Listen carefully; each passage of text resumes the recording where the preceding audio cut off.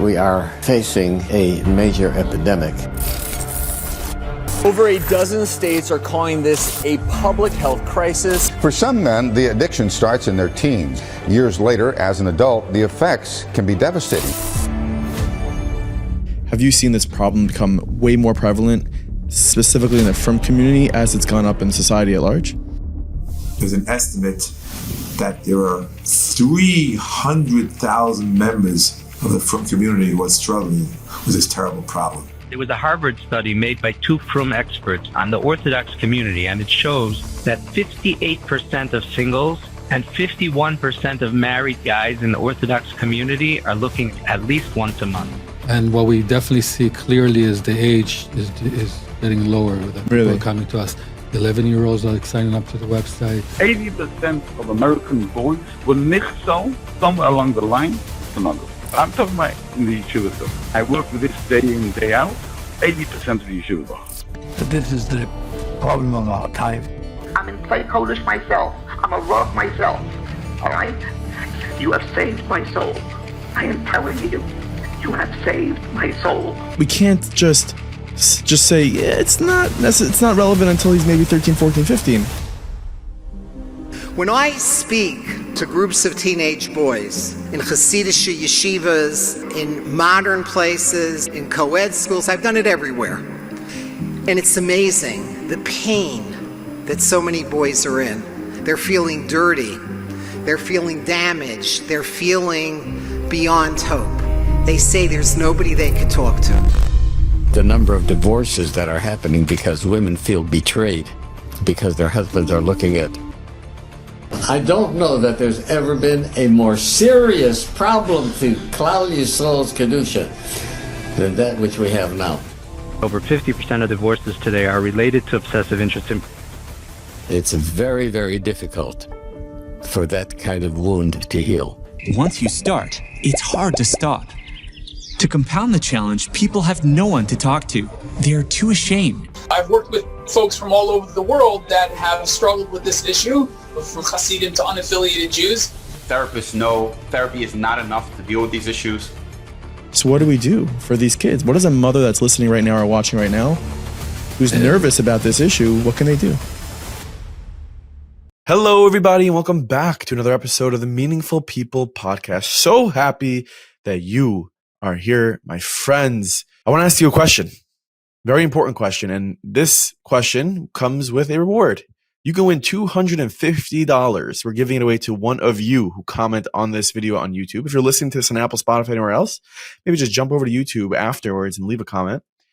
You just need to comment the name of a guest that you think we should have in our podcast. Maybe add why as well. That never hurts. And we will choose one of you to win $250. So stay tuned for that. Go ahead, leave a comment. We'll reply to the winner on YouTube probably on Tuesday. So get those comments in right away. Gives us good ideas of who you want to hear and also gives you a chance to win some prizes. Maybe we'll do two winners. One will be a cash prize and one will be some meaningful minute swag. So how about that? Two winners. Comment away. Give us some ideas. Give us some names. We'll choose a winner.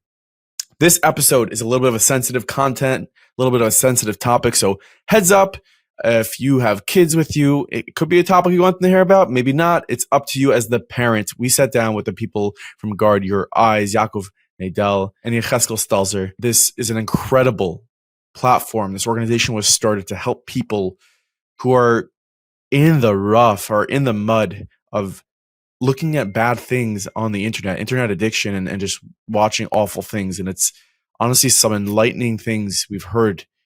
How young of an age this is starting for so many people. It is extremely troubling, and it's something we wanted to focus on. A little bit of a trigger warning, sensitive topics discussed. But if you're a mother, if you're a father, this is a must listen to. If you're a teacher, if you're a mechanech, I think this is something that you must listen to. So stay tuned for this. I want to give a big thank you to my friend Isaac Newman for sponsoring this episode. Zecher Nishmas, his mother, Chama Paral Malkalea Bas Aryeh Leib, her Neshama should have an Aliyah. Of course, a quick word from my friends at Kollel Chabad. Let me tell you something about my friends at Kollel Chabad. You know, it's Elul now, and we all heard that shofar in shul, right? On Rosh Chodesh Elul. That's the noise that gets our Yitzhar being like, oh, time to shape up. It's Elul. You know what noise also does something to your neshama? This one. Yes.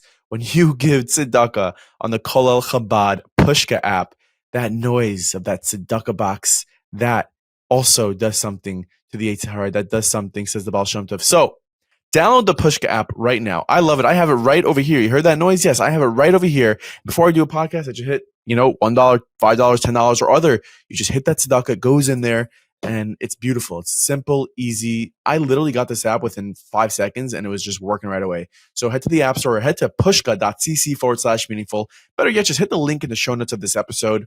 Download the Pushka app. Support the incredible work that Kolel Chabad does. Now enjoy this episode. You are listening to the Meaningful People Podcast. The podcast featuring our nation's most impactful, influential, and meaningful people. Welcome, guys, to the Meaningful People Podcast. So happy to have the team from Guard Your Eyes, Yakov and Nadel, Yechezkel, Steltzer. I botched that one. Yechezkel, Steltzer. Pleasure to be here. Thank you guys for coming. It's an episode about Shmiras and ultimately about guarding one's eyes. No better time than Elul. This is really no better time than always, but Elul especially. Why not? I want to really find out today how this got started, but we're going to talk about a topic that maybe a lot of people don't like talking about or hearing about, but here at Meaningful People, we try to address these things head on. If we could start out, Yakov, I know you started this organization, I think 17 years ago. Can you, give us a little bit of your background and what led you to start Guard Your Eyes? Oh, sure. So first of all, I just want to comment on what you said about guarding our eyes. Really, the organization today is focused on all areas of Kedusha. Unfortunately, it goes far beyond just guarding the eyes, which everyone struggles with it. But unfortunately, today, people are falling into much worse things. But ultimately, like Nachi said, it comes back to guarding your eyes. And that's why, hence the name Guard Your Eyes, because at the end of the day, that's really what, makes the difference. So my story is, I was just a regular guy out of Koilel. About 25 years ago, I was working as a programmer for Dafka Corporation. Do you remember them? No, tell me more. Dafka? Dafka Corporation. Almost everybody knows their software for typing, Hebrew. But I was in charge of doing their kids games. I made like 14 kids games for them. I was their top programmer back at the turn of the century. And I needed the internet for my work. But there was very little awareness back then about the dangers of the internet.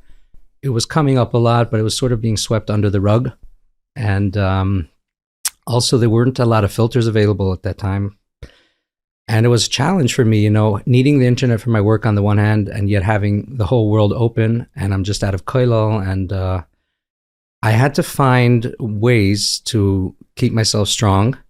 And it was a journey, and there were ups and downs, and I davened a lot to Hashem, and Baruch Hashem, He showed me certain ways and methods that were helping me, that were working for me. And I started to share them with other Yidden that I saw were struggling with this on different forums. And I saw that it really made a difference to them. They said, wow, you gave me a push. I'm going to try harder about this. I really want to, give it another shot. It's cool that you knew that there were other people, before Guard Your Eyes existed. It was very hard to connect people in this particular realm. So there was some weird site called JewishSexuality.com. Sounds weird. About 25 years ago, yeah. And there was some weird forum there with a lot of not religious people, but also religious people. And I noticed a lot of people there that were talking about this from a religious standpoint and saying how difficult it was. Like the internet in general, navigating how difficult it is to stay clean in these things. Because the guy was talking a lot about, it was a site to help people awareness of Kedusha. So I got involved in their forum there, and from that, I saw the impact that, I was having on the people there, and I said, why don't I start my own little website? And I put there a bunch of questions and answers, a bunch of stories of people who had broken free, and there was a few filters that were coming out. I made a filter page, and, I wanted there to be like a resource where people could sort of come and find anything to do with this struggle. They should find resources for it.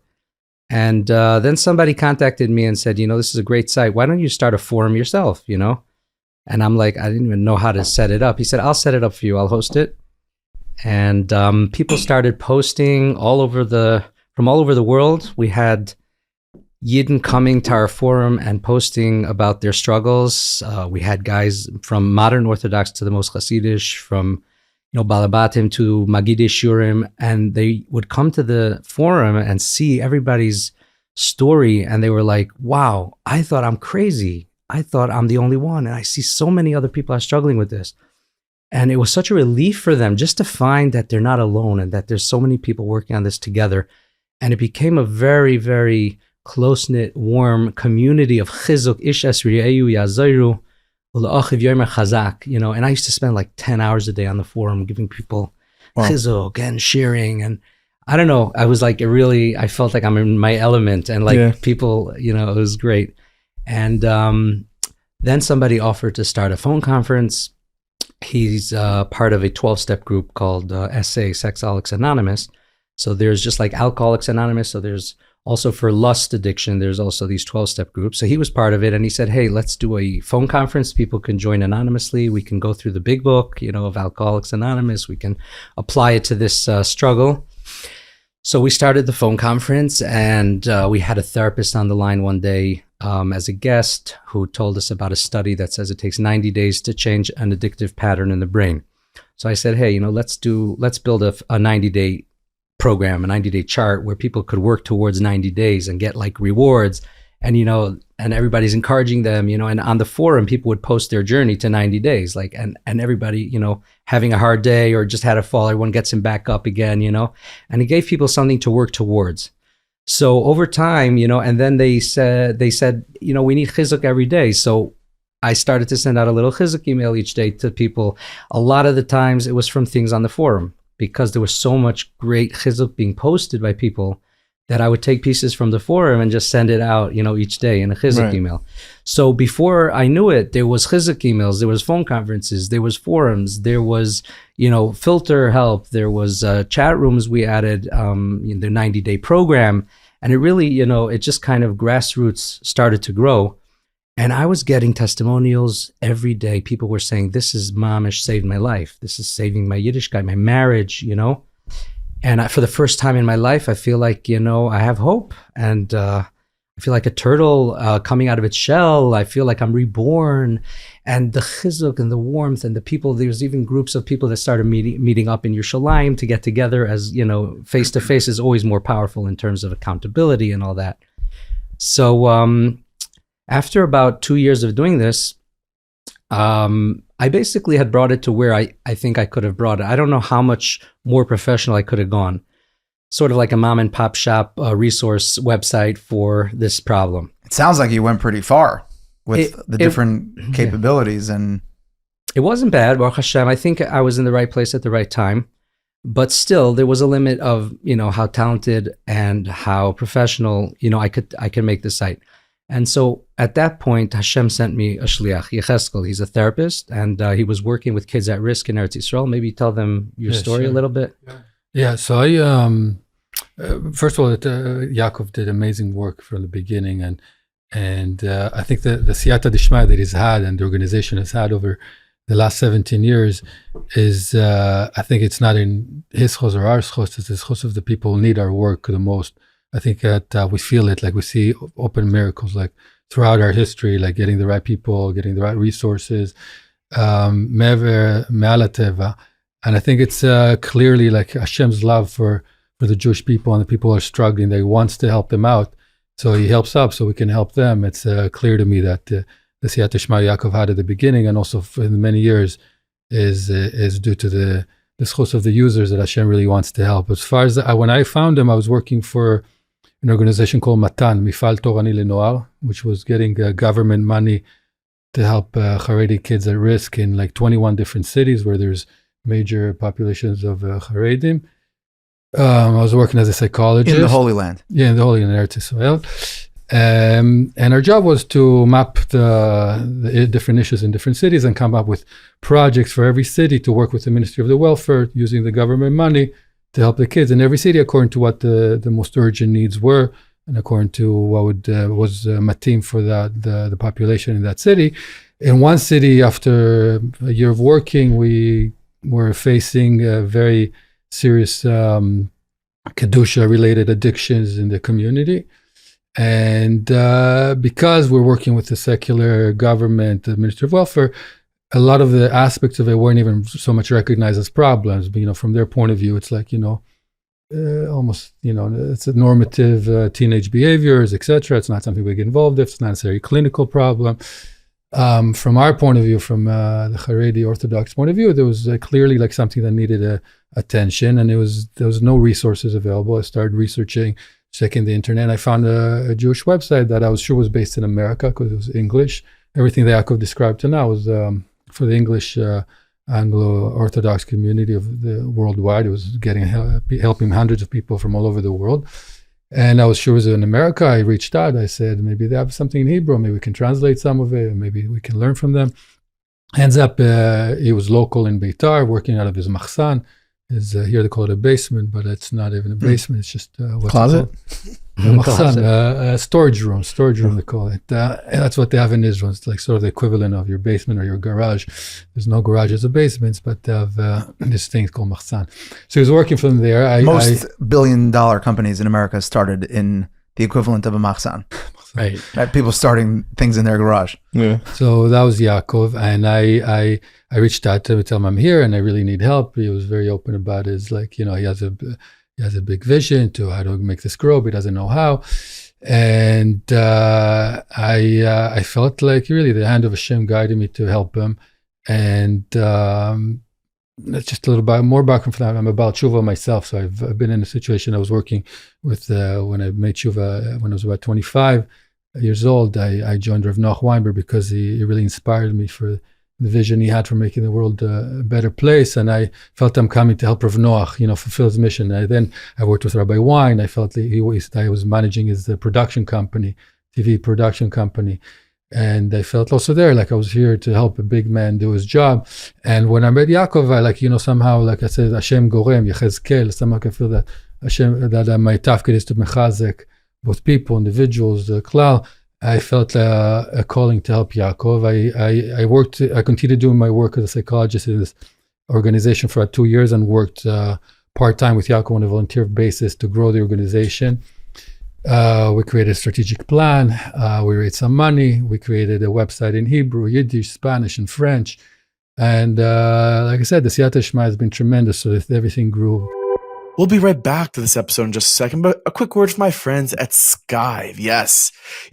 Are you running a business? Are you a business owner? Maybe you're having trouble getting your team on the same page. Maybe you're wasting resources on repetitive tasks. Some people are doing the same job over and over again, and your employees are just not working as streamlined and as efficient as possible on their projects. Well, here comes Skive, and they specialize in building software using the off-the-shelf solutions to automate and streamline your business. So take, for example, DocuSign or Monday.com, Smartsuite, Airtable, ClickUp, these things that are created that were, millions and billions of dollars were spent to create. Skive comes in and says, hey, listen, we see you're having trouble with your business. We're going to use these systems that were created and we're going to customize it for your needs. So struggle no more. Have no fear. Skive is the solution that you need for your business to be back operating at full health and the full potential. So go ahead, book a 30-minute call with Zalman right now. The Calendly link is in the show notes in the description of this episode. There also is a Skive WhatsApp chat, which is very cool. It basically has a bunch of people who are interested in software tools like I said, like Zapier, Notion, ClickUp, Monday.com, and they just compare notes, which one's good, which one they don't really like. Join that WhatsApp chat. Make sure to book a meeting with Zalman because it's time that your business was getting busy the way it should be. Book a meeting today with Skive. This episode that you're watching is all about guarding your eyes, about making sure that you're watching the right stuff and you don't fall into a deep place of watching the wrong stuff. Now, what better thing to talk about than Tevito.com? This is a platform where your children, your kids can be watching things on a place where you trust, where you know that nothing else is going to pop up that you are not okay with. that they're not going to end up going down some rabbit hole that leads to places that you would never want it to lead to. If no other reason besides for Tevito's amazing content, the fact that they're uploading new content every single week. And now it's Elul. There's content for Elul there. There's content for all ages of your children to enjoy, whether it's on a mobile app, on the computer, on a Roku, on a smart TV. Tevito is there. What they're doing is more than a business. It's really being there for the community, making sure our children are watching and engaging with proper content, things that they actually can learn from. So you're going to head to tevito.com. Use promo code MM10 for 10% off your subscription right now. I have Tevito. A lot of my friends have Tevito. My kids love Tevito. So make sure to get Tevito. Head to tevito.com. Use promo code MM10 for 10% off your purchase. The issue is that there's the internet and a whole bunch of stuff could be accessed, which is quite dangerous for the Jewish home. We live in a world nowadays. For any home. Really. But we live in a world at large that almost like encourages this type of crude behavior. And us in the Jewish world, we're not okay with that. So insert Guard Your Eyes, and you have these programs we're trying to get. So let's talk a little bit about, and we start with you, Yakov, we'll go to you, Yechezkel. Let's talk about the issue. Let's frame what that looks like, how prevalent it is. And then I guess hopefully we could get to some sort of solutions and things that people can look out for to help themselves. Okay, so in the world at large, I would say 95% of teens and adults, I'm not sure adults and teens are the same, but 95% of people are looking at schmutz, and it's not a problem for them.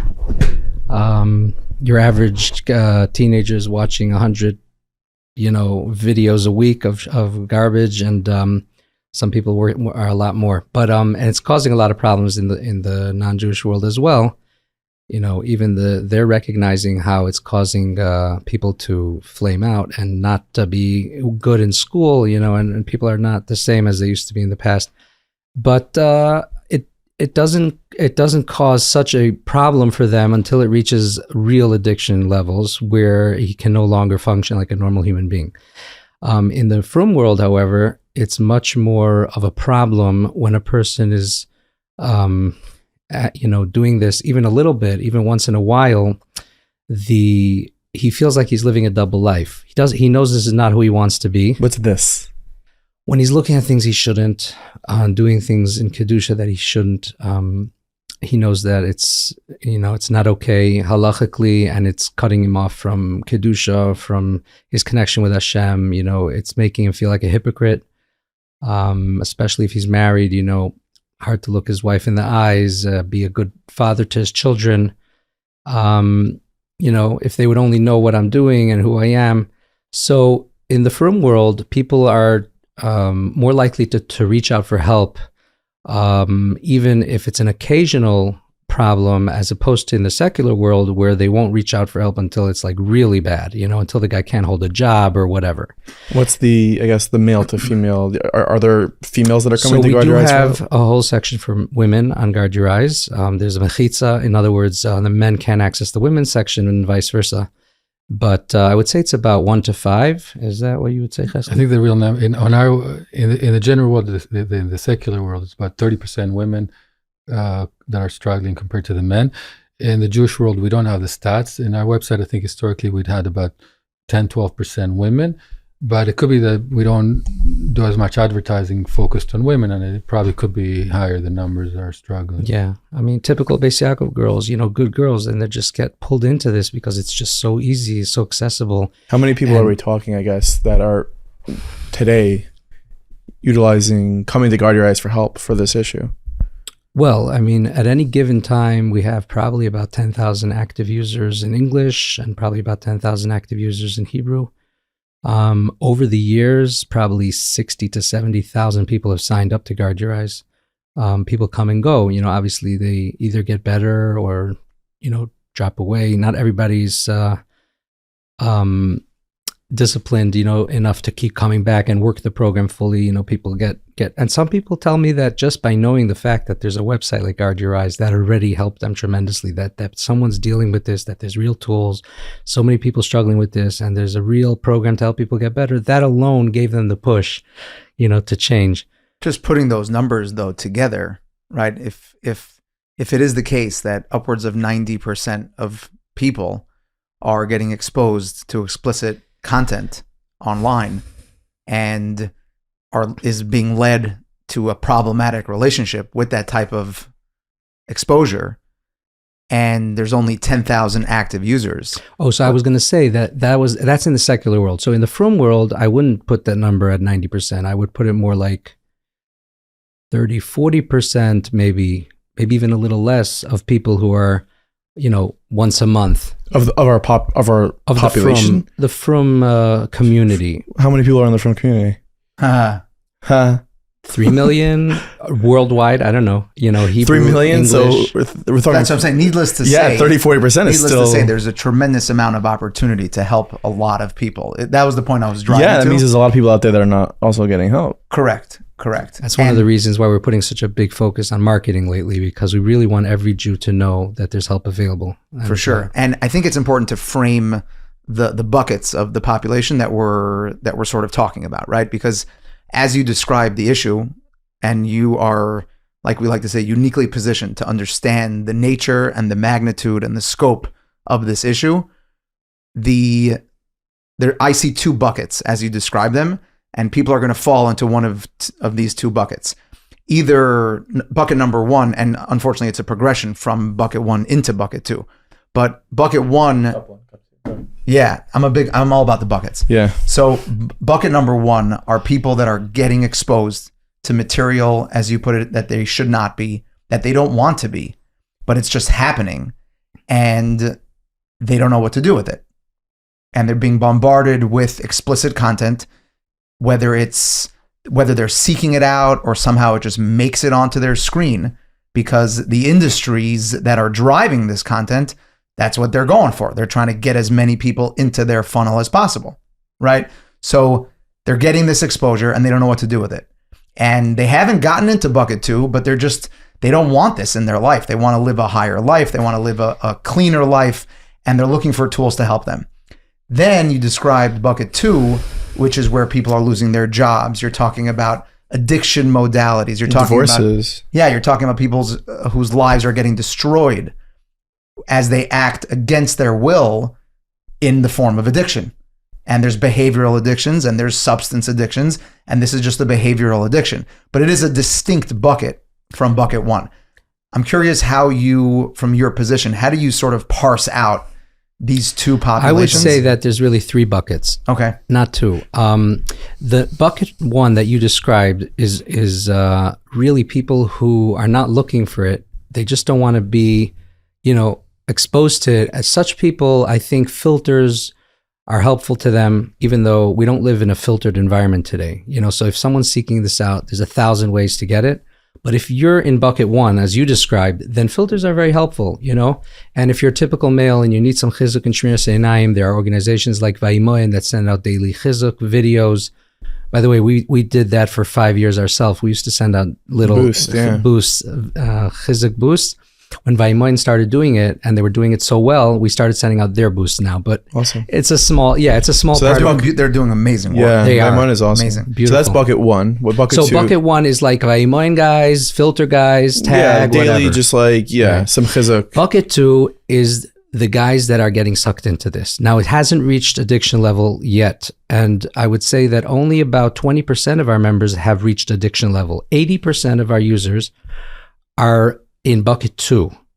Bucket one doesn't really need guard your eyes. They don't come to guard your eyes. Bucket 2 and 3 are in guard your eyes. 80% are in bucket 2. 20%. What's bucket 3? Aren't buckets helpful, by the way? Yeah, I love buckets. I didn't think I was going to say the word bucket 7 times today. What's bucket 3? So bucket 3 is when it's reached a clinical addiction level, and for such people, we have a dedicated case manager who vets the guys coming in to guard your eyes. We have them fill out an assessment. There's green, orange, and red levels depending on the answers they give to this questionnaire. We can assess their level, and if they're orange or red, we send them to this case manager. And if we feel he's an addict, we send him to people in different communities that are experienced with the 12-step program, help him get into 12-step groups. 80% of our members, though, have not reached addiction levels. And for them, it's a Yetzer Hara, it's still a Yetzer Hara. And they need the tools of guard your eyes. They need the group support. They need accountability partners, which is another thing I forgot to mention that I had started originally with Guard Your Eyes, a partner program where hooking people up with partners, like Chavrus is sort of for accountability, being in touch with each other a few times a week. So they need that. They need a group to post, to share about their struggle. They need ATSIS. They need, tools. And that usually for them is enough if they're able to use the tools of Guard Your Eyes, properly. Have you seen, like you started so many years ago and we live in a crazy world today.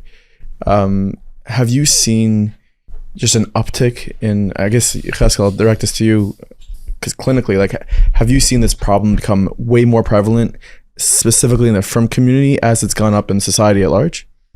I think it's definitely been getting worse. And what we definitely see clearly is the age is getting lower, that people are coming to us. 11-year-olds are signing up to the website, and there's not much we can do. Are they signing up themselves, or someone's signing them up? Themselves. And that's something we used to always have that from the beginning, even like a long time ago, but it was rare. It was like it was rare. It was like, I don't know, tens of, but now I would say there's probably like in the hundreds, like tenfold increase in the very, very young cases we get sign-ups. As far as amplify that point, though, to stay on that, as the age drops, and I know you took on a project together with Dr. Zimmerman and did some amazing work with him in terms of educating our children. But as parents hear this, that there are 11-year-old children that are signing up for help, that means that they've spent some time having a problem, and then they've gotten to the point where they feel like they self-report and self-identify as needing help at 11 years old. If we're not engaging and educating our children about what's out there and how to healthily engage with it, we're in trouble. It's a reckless environment. Yeah, absolutely. It's not looking good. So we're talking first of all, every mother that's listening to this right now just pulled over their car, smacked their kid across the face, said, "Give me your phone." No, but this could be an issue for people. We're talking again, 11-year-old comes to Guard Your Eyes for help, and you're seeing more of that. That means 9 and 10-year-olds. We're starting almost there, where the education is. So we can't just say, yeah, it's not relevant until he's maybe 13, 14, 15, because at that point maybe they're in bucket 3. So what do we do for these kids? What is a mother that's listening right now or watching right now who's nervous about this issue? What can they do? Again, in Guard Your Eyes, we're not into, we don't see it as a mandate to really wake people up to the problem or scare people from it. People come to us because they want to get help, and there's plenty of those people. And so that's the mandate we took upon ourselves. That's our mission, tell people who are asking for help. But it's clear, again, it's not our job to it's not the flag we're raising, but it's very clear that it's a loaded gun. You're giving your kid, if you have open internet, a kid is, I own a gun in Israel, and I don't know what I'd feel, long term more comfortable with, and giving a gun or open internet to a kid. It's just a matter of 2 or 3 clicks. And like Yakov said, we have I did a lobbying project in Israel to pass a bill that the customer should get filtered internet at the source. They had something like that in England that the Prime Minister Cameroon at the time pushed forward, and there was a lot of support for it in the Israeli Knesset from across the political spectrum, and everyone understood that that giving kids open internet is even if for a secular parent is something that's very unwise. Is a filter even enough though? So it depends what filter and whatever. Obviously, it's a good for a young kid. It's a very good start, because kids, again, most kids aren't hackers. They don't know how to get through things, and they're not even hackers or hawkers. Very deep. English is my second language. No, because they both could be very similar. I think most kids are hawkers. So I meant that in the say it again. Hackers. You know what a hawker is? Hacker means someone who drains a cup. Yeah. He just hawks. Oh, okay. Yakov was a hawker when he was a kid, yeah? Chinik, yeah. For sure. So most of them don't know how to get through things, and they're not looking for it. It's more accidental. Filters are very good for preventing accidental exposure, and that's what you want to do for kids, because once they get exposed once, they know about it and they get curious, and kids are very curious, and it goes from one thing to the next, and it becomes they start looking for it. But most kids aren't looking for it, and they don't really know too much about it. And if you can prevent it even for a few years, to get exposed at age 8 or 13 or 12, every year is makes it they're stronger emotionally and spiritually, and they can handle the exposure if it happens. It should never happen, but when it happens, it's a year or 2 or 3 or 4 difference in when it happens. To delay it as much as possible is very, very important. Something parents should be aware of, obviously. Do you guys have any statistics that would shock us today? Just that would shock them today. I think we live in a world where everyone knows everything, it's media, everything, all the information is pretty out there. The inside information that we have, again, as far as the extent of the problem, it's guesswork. We Yakov said 30-40, I think it's more like 25% of the from males who fall into it every few months. Is it, I think but again, we don't have statistics that can prove that. And, I don't have. Do you have any statistics that could shock? How many people do you think? Maybe it's not. Sorry, we had 26,000 signups in Israel in the last 12 months. People who came to us for help, not with major advertising or marketing, and I think that's a pretty shocking number. I mean, to us it doesn't shock us. We know like we could probably do 100,000 a year with a big marketing budget in Israel alone, and probably another 100,000 in America as well. But with the level of marketing that we did, I think, someone who understands what it means to get a sign up to a website, to ask for help, to expose yourself, to say, I need help, to have 26,000 Israeli Jews sign up in 12 months is... I couldn't believe it. I was just watching my inbox, every day, the new signups. 100 people a day were signing up. Can you imagine, like every 2 minutes, another person? And these are from people, and each one with their story. Not everybody writes something, but those who wrote, like, I'm right before my marriage. I got to get rid of this, where I've come so far in Ruchnius, and this is the only thing holding me back, where I've been trying for 14 years, to stop this. I've already given up, that there's, hope. Maybe you guys will prove me wrong. Things like that. Everybody had something to write. Some guys are struggling with really bad stuff, and I don't even want to mention here, but those are higher level. So it was just like reading horror story after horror story every day, 100 people signing up. I mean, those are shocking statistics. And that was just in Israel. That was while we were doing marketing in Israel. It was just incredible. I know you generally are dealing with what's happening on the internet, and the internet is a scary place, but as the world takes a certain, way, even a kid or someone young being on the street is not necessarily a safe place. Do you find that people are coming to you based on what they're just seeing on the streets, let's say in their cities? Not as much, because there's a certain busha that people feel outside. And even if you are looking at things you shouldn't, you're not acting in public in ways, that everyone can see are inappropriate. But in the privacy of a person's home, and as Rav Yochanan ben Zakkai said, Alavai, our Yiras Shamayim should be ki yiras basar v'dam, right? That's the bracha he gave his Talmidim, and these are Tanoim. Even then, they understood that there should be a Yiras basar v'dam. Today, there isn't even Yiras basar v'dam with these things. This is like completely anonymous, completely private. Everyone has it in their pocket. It's actually funny. The day I started Guard Your Eyes 17 years ago was in the summer of July. I found out later that the first iPhone was launched 10 days before. Wow. Yeah, it was really interesting. 10 days before I started Guard Your Eyes, before I purchased the domain. And it's almost like Hashem was saying, okay, now we got to give them some tools. This is getting out of hand, because with the smartphones in the pockets, I mean, it took on a whole different level of struggle. So the streets are definitely a major issue, but less noticeable. And it's usually the people who are doing things in private that come to us for help. Is that what you meant? You meant acting out in like more severe Not necessarily acting out, but I just think that people see things in the streets, and it leads to it. Like, honestly, the whole thing is desensitized. It's a desensitized world, because what you see in the streets is just less and less civil, or Decent. We'll be right back to this episode in just a second. A quick word for my friends at Town Appliance. Yes, you know what's something really cool? Labor Day was recently, but there's still a Labor Day sale on townappliance.com. You know, maybe you want a new fridge where the original price is $1,000 and you could get it now for $679. Yes, that's almost $350 of savings, 31% off right now. Head to townappliance.com because maybe you need a new fridge. Maybe you need a new grill. Maybe you need a new washing machine. We're talking savings. I see a washing machine that's 37% off. Head to townappliance.com right now. Or if you're not so savvy of doing that, head to the link in the show notes, message them on WhatsApp saying, hey, heard you got some good sales going on in Meaningful People. What can I do? What can I get from you guys? I need this. I need that.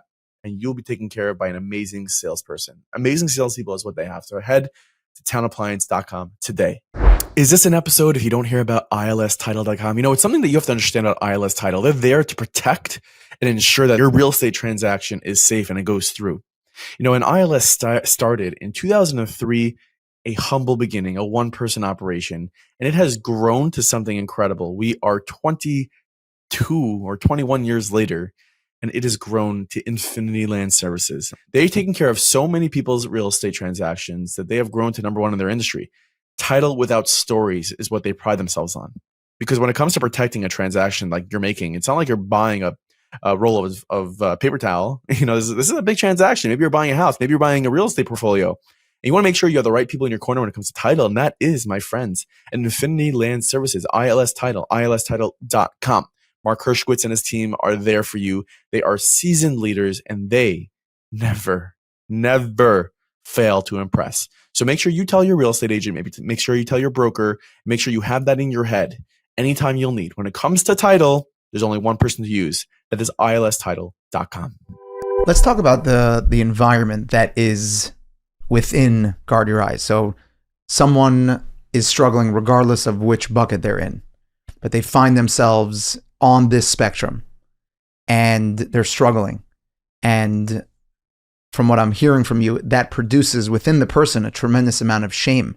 And they don't know where to turn. They don't know where to go with this because they feel as though I can't believe I'm actually doing this.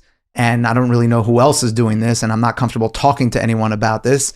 And they feel like they're isolated and going through this problem on their own. And they're scared. They don't know what's on the inside of Guard Your Eyes. They don't know what are they going to encounter? What kind of judgment are they going to be, thrown with? What's the environment on the inside once I sort of let myself surrender to this help that I might need? Right. What does it look like once a person says, you know what, I do need a little bit of help with this? What are they surrendering to? So we created the friendliest, most easy to use, welcoming platform we could, most professional, most cutting edge, with tremendous ishtadlus and siyata dishmaya. We have it was also part of the siyata dishmaya. We were able to, once we finished researching and creating this cutting edge program, there's one program in the world that was like in some ways better than ours, like their graphics, their videos, their platform. It's a non-Jewish organization based in Utah called Fight the New Drug. They have an app called Fortify. And we said, if we want to be like really the best, we have to invest like another X number of millions of dollars to get to their level. And do it like the Mormons. They're not Mormons. They're secular, but whatever. They're good. It's a good platform. And I just thought because they're based in Utah. That's So our science was better than what they have, but the packaging was way on a different level. The amount of what they invested in. I reached out to them because we worked with them in the past on a joint project with secular Israelis. And we worked with them in the past. I reached out to them. I said, listen, maybe you'd license us your materials. And I was like, there was a chance in 1 in 10 that they would say yes. And they said, no problem, at like a very, very, very low cost. And so we put the best in the world. That's all of their materials are in our websites, the best that there is. And again, like I said at the beginning, I think it's a sign of Hashem's ratzon to help these people, like to have the best materials, the easiest things. It's just like literally, Hashem is waiting for you to reach out and sign up. It's like there's no judgment. We don't look at people down. It's like at eye level. They're not going to even encounter a human being unless they want to reach out for human help. There's a lot of automated learning and tools that they can learn and use. We help people figure out, first of all, and strengthen their motivation. We teach them the tools how to handle their urges and not to have falls and and slips. But when they do happen, and usually they do happen, people don't manage to get on the path of total freedom right away. It takes time. And we teach them how to get up after a fall, after a setback. And we teach them how to strengthen themselves emotionally and spiritually. It's the greatest gift that anybody can give to themselves if they need it, to themselves, to their families, to Ribono Shel Olam. It's also now is a time, it's Elul. It's a time where there's the Siyata Shema is even greater. It's a time that, whatever you do, you're going to have Kol Baliter Mesayin Lo, even more so in Elul. I just heard an interesting and nice word yesterday from a very special Rav. He calls himself Dan in Israel. He's from Tzfat. It's a very sweet Breslover. And he says, like Elul, he says the only place that there's a remez in the Torah, I don't know if the only place, there's a remez for Elul in the Torah. It says in Sefer Bereshis, it says Kilulei Tmamanu Ki Ata Shavnu Ze Pamayim. It says Lulei is Elul backwards, Elul. It says it's a remez that, it's like, some people say it's Elul, okay, there's 40 days, there's like, from Chodesh Elul to Yom Kippur, it says like, if you want to be Matzliach in Elul with the Seres Yemei Tshuva, it says Al Titma'ameh, be like, you can, Ki Ata Shavnu Ze Pamayim, you can have double Tshuva, double the power of Tshuva. So it's like, we invite anybody who needs the help to come sign up. You're going to be blown away by what we have on the other side of the sign up. It's the best there is in the world. It's friendly. It's user friendly. It's easy to use. It's powerful. It's effective. You need to do a little bit of shtadlus, obviously, and stick with it. But it's like one day at a time, and come in. As you described your sort of collaboration or licensing of content from other sources, it's reminding me, I think, how important it is for us to really magnify how everything that you're doing, as I understand it, is under the guidance and hadracha of Das Torah and rooted in Torah-based strategies. And I know that Rabbi Dr. Torsky, Zechrona Livracha, was a big proponent of the work that you're doing. Can we spend a minute talking about how everything that goes on within Guard Your Eyes is being done with the guidance and with the siyata d'shmaya of the Torah behind it? Yeah, sure. So about a year after I started Guard Your Eyes, after there was already, so much going on the forums, and so many people were sharing what helped them and what, was working for them. And we put together a handbook based on all the feedback that we were getting and my own experiences and experiences of others. And I put together like a step-by-step 20 tools, like in progressive order, from like your typical teenage struggles all the way through full-blown addiction, in a sort of progressive, what tools work best for each level, and like 30 different attitude principles. And I gave that to Rav Aaron Feldman, and he was the first to give his askama to Guard Your Eyes. He read it through and he was very impressed with it. And Rabbi Twersky also was like you said, very instrumental to the website. He was getting like 5 calls a week about this problem and had nowhere to send people. So when I called him up and told him about our website, he was so relieved and so happy to hear about it.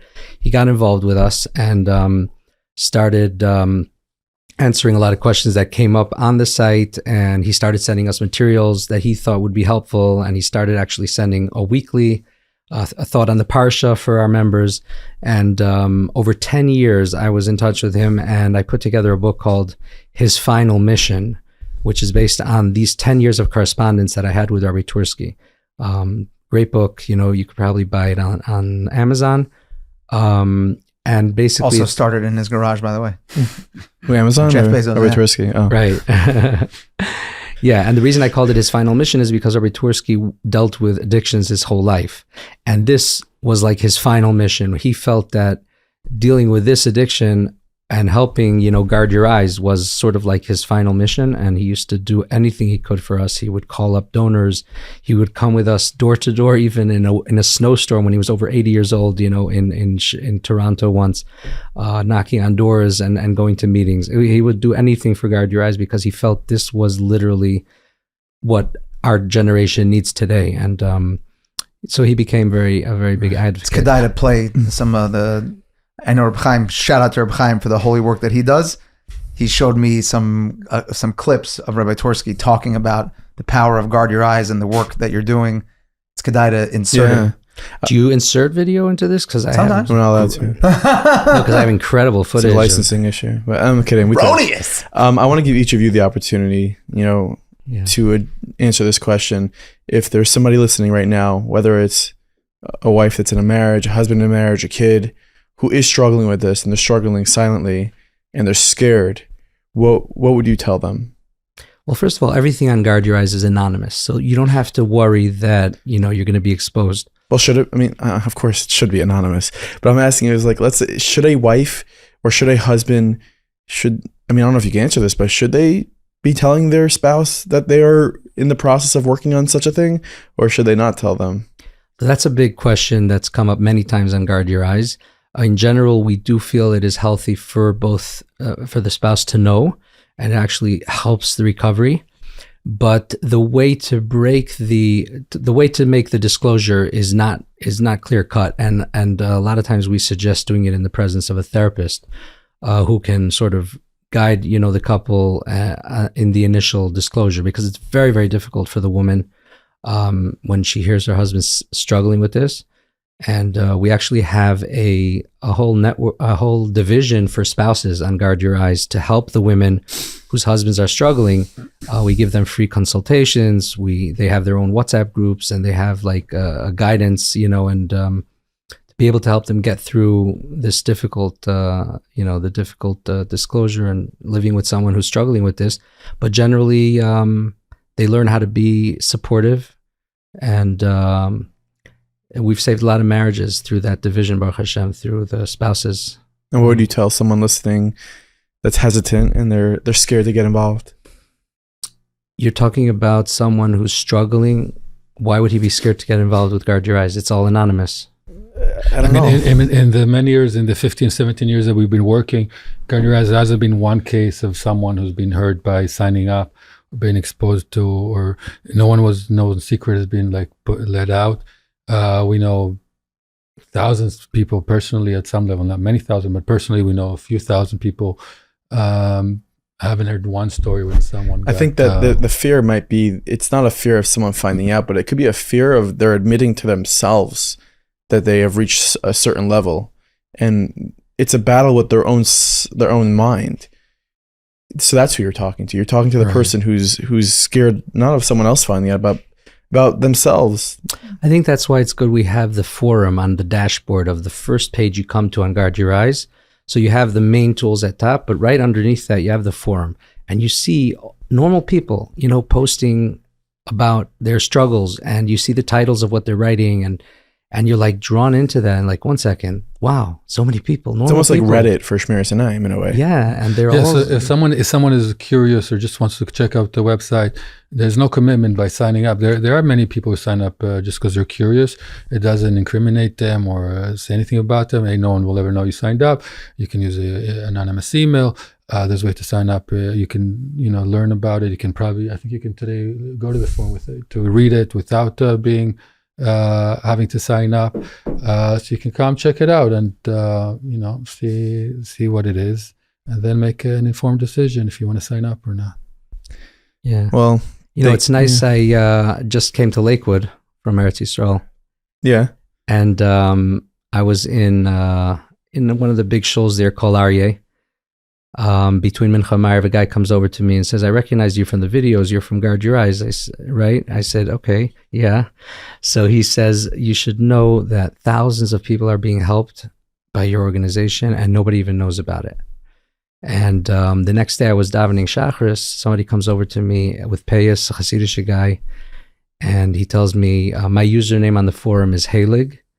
And I fell into this because my wife had various emotional issues. So I fell into this stuff and I got stuck. And Baruch Hashem, my wife's doing a lot better now. And I started to help a lot of people on the forums with their own Shalom Bayis issues. Oh. And today he's one of the stars. And then later I went for a meeting with a Rebbe in a yeshiva who was struggling with this his whole life, and he says now he's 4 months clean.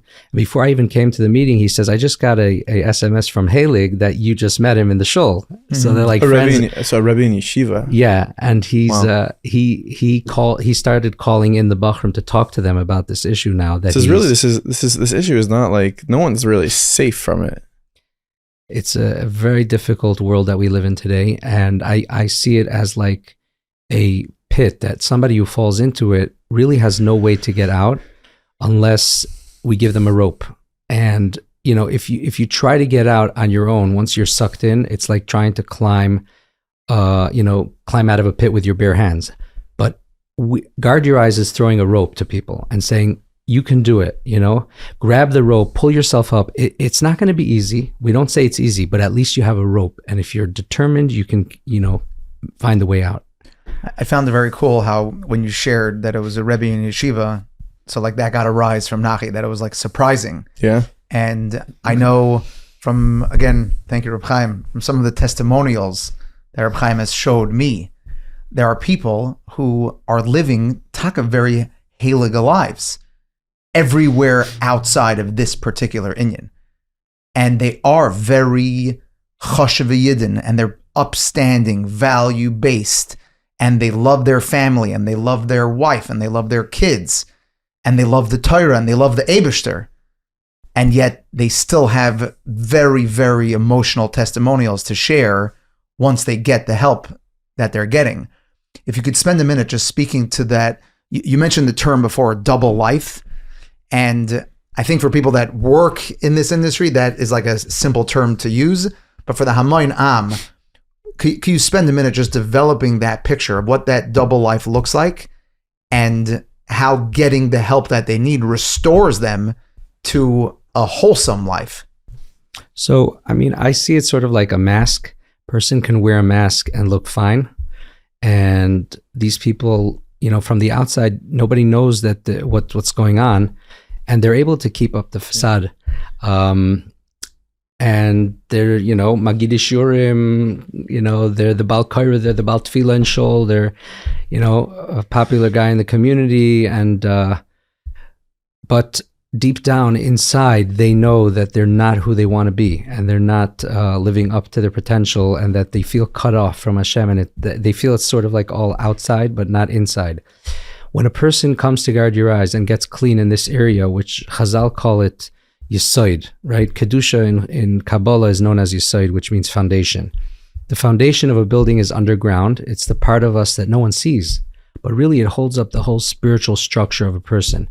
When that is shaky and weak, so the building could look beautiful, but it's not on solid ground, and it's always at risk. It could topple over. So once they get clean in this area, you know, it becomes real. Their life becomes meaningful. They find suddenly real joy. They're not wearing a mask anymore. And it's incredible. They feel like they're born anew, you know?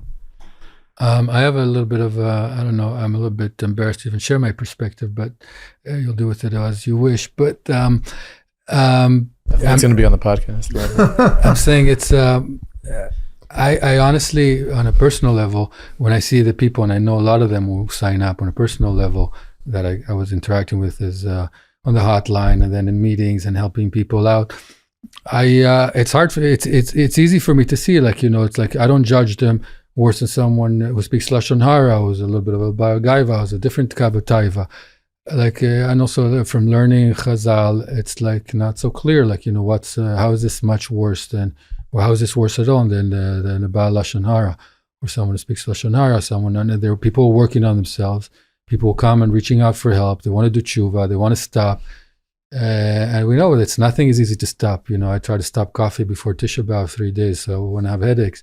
And I figured, you know, I'll hold up till Yom Kippur, and you know, a week later I was already back to like 5 coffees a day. It's you know, Nachi never had a coffee in his life. Amazing. I'll shake your hand. And, I got you, dude. And so I again, I'm not saying it's no big deal and just go ahead and enjoy, and not at all. I'm saying it's definitely something we don't want to do. But I honestly, when I see the people sign up to GYE, I don't look at them that way, like, oh, they're doing this terrible thing, double life, double face.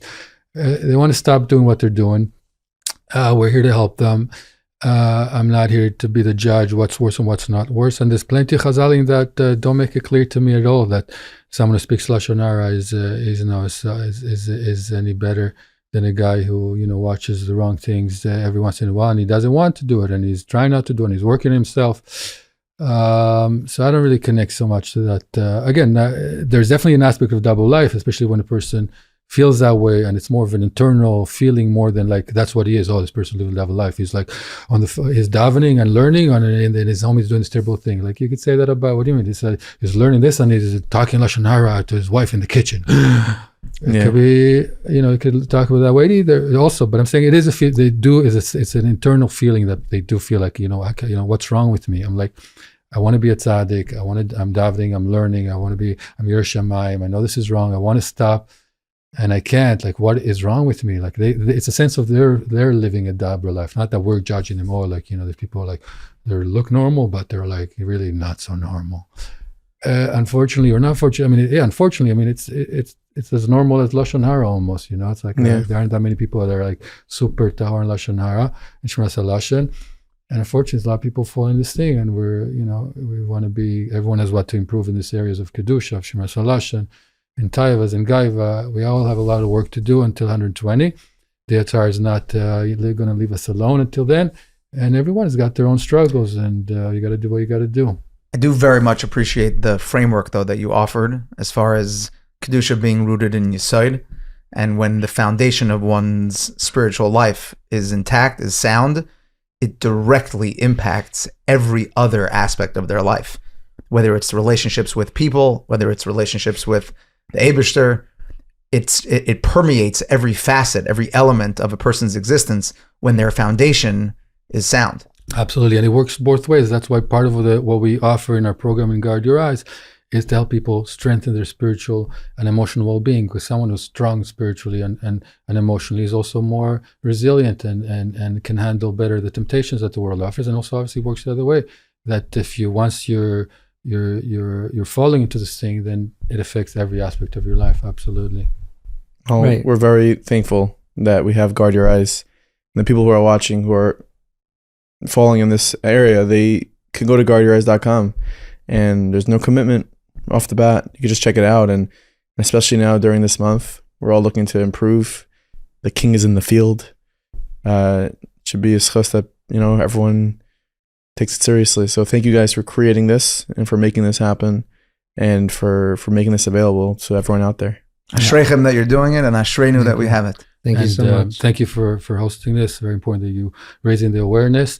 And also, I'd like to just take the last opportunity to thank our team and Guard Your Eyes, that without them, as a whole team of 10 to 15 people that are behind us that do important work every day, and many, many more volunteers. It's thanks to their commitment and their time and effort that we're doing what we're doing. I just want to mention also that in closing, that everything we offer is obviously free of charge, and we can't charge people because we would lose 90% of our members if we did, and also the anonymity aspect.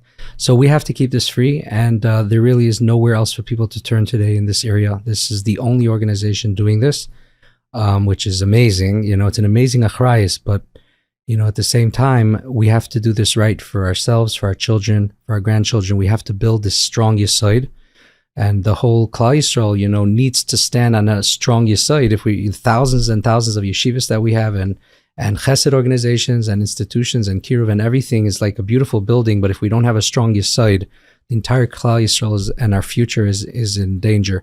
So, those who are supporting us, and we do a campaign once a year during our Saras Yemei Tshuva, they're the ones building the foundation for Klal Yisrael and enabling us to do this. So I say thank you to all our donors and to all the supporters. And thank you to Nachi and Momo for hosting us. And also to all our members who are really putting in the sweat and the effort to really raise the Kedusha in their lives. And for Klal Yisrael, I think their efforts are making a tremendous difference. There's tens of thousands of people I think are really shifting the tables around, and I think really making a difference in the balance in Shemayim for the Jewish people. We have a goal of getting 25,000 new members in the coming year in North America. And like you said before, it's not just Kedusha. Once a person fixes this, their davening is different, their learning is different, their shalom bayis is different, they're able to be a good father, good husband. And so, 25,000 people's Kedusha and mitzvahs and Torah, if we can bring that up to Hashem before the Mekatrig and say, weigh this in, we can really turn the tables. And to be able to get 25,000 members, we're going to have to do a big marketing campaign. And obviously we need Klal Yisrael's help to do it, but we're determined to make it happen in Mitzvah Hashem. Amazing. Thank you. Thank you.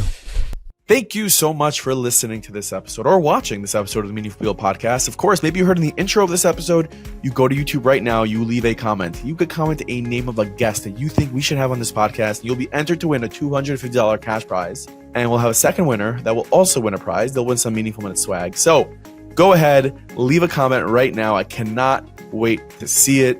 We will reply to the winner by Tuesday. So get in that comment right away. You know that we love hearing your feedback here at Meaningful People. We got a pretty cool voice note this week from our friends out in Johannesburg. This is the girls from Beis Yakov in Johannesburg, South Africa, Bati Dweck, Tila Greenberg. This is their message. Hi, Nafki and Momo from the Meaningful People podcast. We love listening to your podcast. They're so inspiring. Thank you for all you do for Klal Yisrael. All the way from Joburg, SA, I'm Yisrael Chai. Thank you to our loyal listeners in South Africa. Thank you so much for sending that message. And of course, we love hearing from you wherever you are listening. Feel free to send us a message. Thank you so much for watching this important episode. Maybe go ahead and share it with a friend that you think could enjoy. Rate, subscribe, comment, leave a review. Really appreciate all of your support. And we, of course, will be back with another important episode of Meaningful People next week. So stay tuned, hit that subscribe button so you know exactly when these episodes are available for you. Yes, Stories of Hope with Tzipora Grutko, a sister podcast of ours under the Meaningful Minute Network, is coming out with a new episode Sunday night. So stay tuned for that. You can go ahead and subscribe to the Meaningful Minute YouTube channel where Tzipora's podcast is updated every single Sunday night. So head there. New episodes coming your way. Until then, have an awesome week, everybody.